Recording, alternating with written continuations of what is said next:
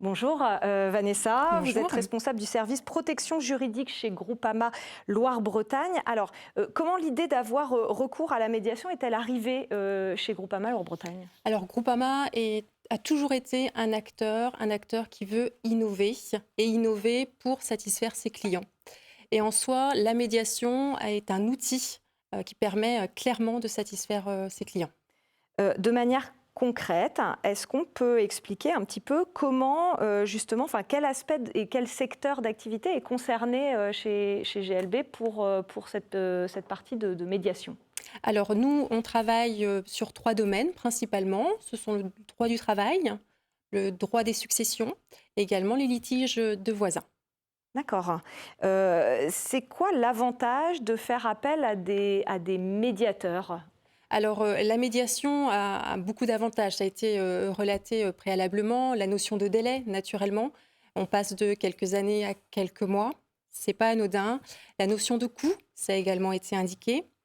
Et également la notion de charge émotionnelle. On ne peut pas effectivement penser effectivement que ce type de litige géré entre quelques années et quelques mois, la charge émotionnelle pour l'assuré n'a absolument rien à voir. Si on revient de manière concrète, c'est-à-dire Mhm. que vous, dans le cadre des assurés que vous couvrez, Oui. vous faites parfois appel à de la médiation pour régler ces fameux conflits qu'il peut y avoir, c'est Tout ça? à fait, de façon très concrète, on peut très bien faire appel à la médiation dans le cadre de problématiques de dommages à un bardage, par exemple, de problématiques avec des arbres coupés par le voisin ou déracinés.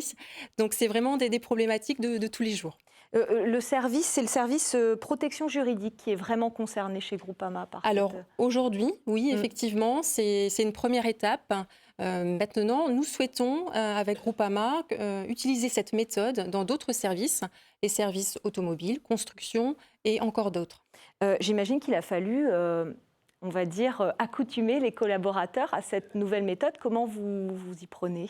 Alors concrètement, on a déjà au sein de notre équipe une collaboratrice qui a un diplôme universitaire dans ce domaine et qui accompagne et accompagnera encore les collaborateurs dans ce domaine, puisqu'effectivement, c'est une nouvelle posture que doivent avoir les juristes aujourd'hui. Et en ça, c'est un accompagnement de tous les jours et un accompagnement qui va également perdurer avec cette collaboratrice, mais également avec le CMR 35, Mm. qui nous propose une collaboration étroite et pratico-pratique dans les années à Et venir. justement, comment ça va se matérialiser, cette collaboration avec le CMR? Alors avec le CMR, ils vont nous inviter tout simplement à des sessions de médiation pour que nous vivions avec eux ces séances. D'accord, Voilà. c'est très concret. On le disait, c'est assez récent finalement dans l'entreprise, puisque les réflexions ont démarré en 2017, hein. Exactement. Nous avons mis en place un pilote en 2017 Mm. et ensuite en 2019, la pratique s'est un peu plus généralisée jusqu'à l'aboutissement d'une convention avec le CMR 35. Quelle montée en puissance est prévue de ce dispositif? Alors aujourd'hui, nous n'avons pas forcément de visibilité Mm. là-dessus. C'est une pratique quand même naissante.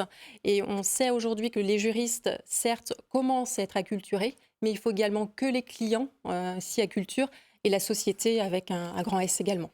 Merci beaucoup Vanessa Gouriot-Bardot pour ces explications. Alors on l'a compris, hein, ce qu'on vient chercher auprès du CMR 35, c'est cette compétence des médiateurs, hein, vous le disiez, une compétence acquise, Marie-Noëlle le disait, à travers une formation initiale, mais aussi à travers de la formation continue, 20 heures annuelles, c'est ça 20 qui est heures par an, oui, tout à 20 fait, heures par minimum. an. Et voilà, et vous parliez des analyses de pratique, et ben, je vous propose tout de suite de regarder ce reportage qui est dédié à cette analyse de pratique.